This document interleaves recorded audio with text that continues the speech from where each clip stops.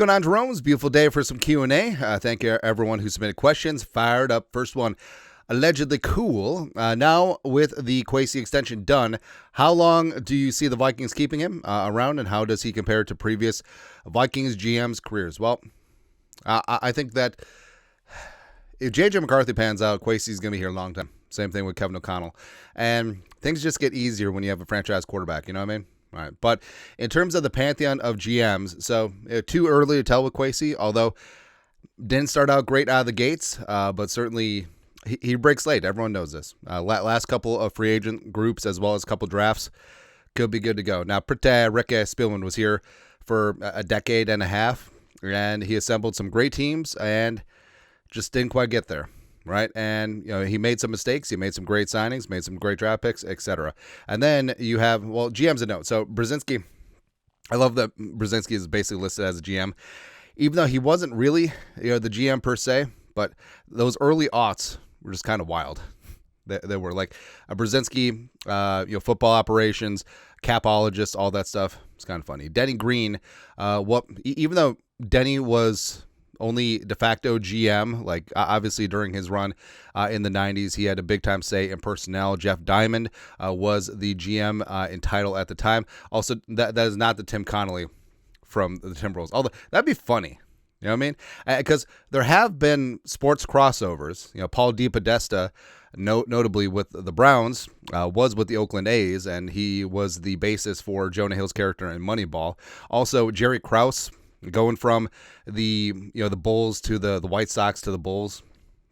It's funny, man. But so Mike Lynn, poor Mike Lynn. All right, so Mike Lynn, he basically gets all the blame for the Herschel Walker trade, maybe rightfully so, right? But he did assemble some decent teams in the 80s in conjunction with Jerry. Jerry was good. Jerry Burns was hilarious. Just like everyone booing the poop out of him. Now, Jim Finks. So first off, Burt Rose. Sounds like a made-up name. But Jim Finks was a badass, man. So Finks was the architect for a number of those Viking Super Bowl participant teams. And Finks went on to help build the Bears, leading up to the 85 Bears, help build the Saints. He's in the Hall of Fame, HOF. I mean, Jim Finks was a fantastic GM. I think right now you'd have to say that Finks is the best GM in team history. I think Spielman would be up there as well. Kwesi, Kwesi's going to be climbing, right? Especially if he hit on J.J. McCarthy, if he hits on Diamond Dallas Turner as well. So we'll just go from there. Also, Donovan Jackson. Let's go, man. Let's go. Next, Timon. What are your thoughts on offensive coordinator Wes Phillips? It seems like other teams showed no interest in his services. With coaches like McCardle and McCown, his role doesn't seem as significant as other OCs in the league. So I do think that Wes is going to get a crack at a head coaching job for a couple of reasons. Now, the Vikings offense last year just resurrecting Sam Darnold. But again, it all hinges on JJ. If McCarthy has sustained success, as I choke and die, if McCarthy has sustained success, like the league is going to be trying to poach Vikings coaches. Now, it was only Udinski this time around. McCown had some interest. McCardle has had interest in the past. But I do think ultimately Wes Phillips will get a crack at it because, Phillips is basically in the same role that Kevin O'Connell was in L.A. when they won a Super Bowl with Sean McVay, where he was the OC, but not the primary play caller, but still very deep in the offensive game plan, right? So Wes Phillips, he it seems like he doesn't get credit, but he will get some credit, especially in league circles. Plus, let's be honest, the last name will carry some weight. Son of Wade Phillips, grandson of Bum Phillips. So legacy will play a big part of that. Also, he's a youngish, offensive-minded guy, and those coaches are going to be in vogue for the foreseeable future. So say the Vikings have a top 3 offense this year, and they're not 3. J.J. McCarthy looks really good. I think Wes Phillips is definitely going to get a couple of ganders for head coaching gigs. Next, speaking of J.J., Stephen Lockray, nailed it. The national media dweebs, I feel like that's an underrated term. We need to bring back dweeb. Seem to be giving Chicago and Caleb a pass on a self-destructing situation. If this was JJ and the Vikings, it would be over, and JJ is a bust, and everyone is getting fired. Aggravating that is this is bias across the board, yes. Because I feel like once you build someone up, you can't take a step back. And basically, they built Caleb up to be the second coming, last offseason before he even played a snap in the National Football League. And now it's like, oh, it didn't work out year one, but Caleb didn't want to be here and blah, blah, blah, blah, blah. It's all on Eberflus, the IKEA toilet. Oh, it's all on Waldron, etc. But Ben Johnson's going to fix him. Mama, I can change him. But we'll see.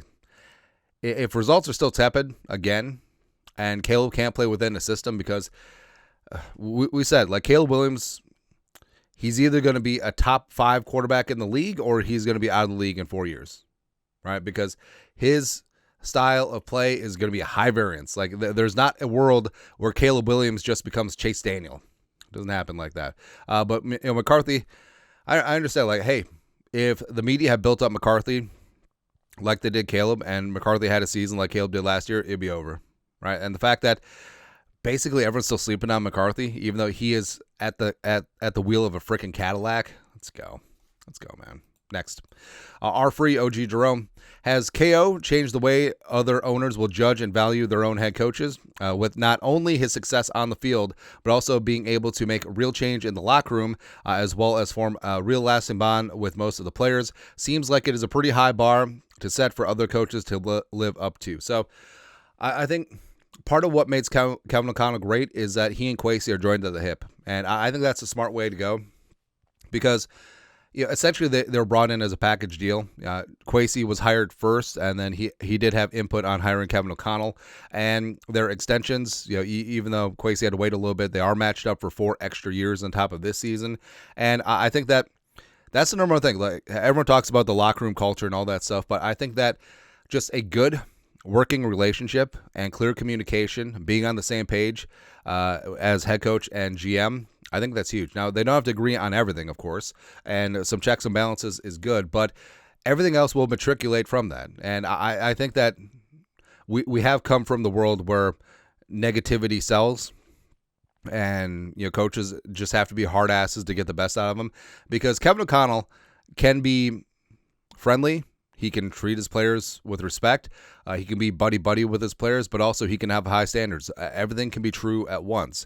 And you are dealing with a different generation of player. And I think Kevin O'Connell, not being too far removed from being a player, like he's learned from great coaches. He's learned what not to do from great coaches as well. So I think that Kevin O'Connell, positively sells. Like, you could call him Ted Lasso without the mustache, although he was pretty close to that mustache on draft night with Mock and Kwesi.